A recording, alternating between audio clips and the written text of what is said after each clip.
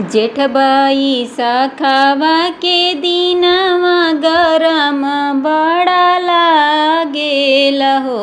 ए राजा बगिया में बांगला छवावत दुनो जानी रहित हो। ए राजा बगिया में बांगला छवावत दुनो जानी रहित हो। का कहीं मोरी धनिया यार तोहरे अकेलिया के हो। का कहीं मोरी धनिया यार तोहरे अकेलिया के हो। ए धनिया जब हम जइबो परदेसवा अकेले कैसे रहबू न हो।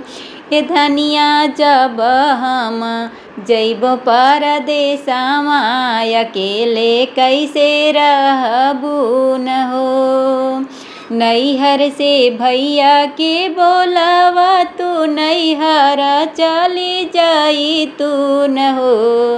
ए धनिया नैहर से भैया के बोलावा तू नैहर चली जाई तू न हो। इतनी बचन धन सुनेली सुनहु न पावेली हो। ए राजा नैहर में नाही मयरिया त नाही बहिनिया न हो। ए राजा नैहर में नाही मोरी मयरिया त नाही बहिनिया न हो। भाभी त बोले बिरही बोलिया त सहलो न जाला न हो।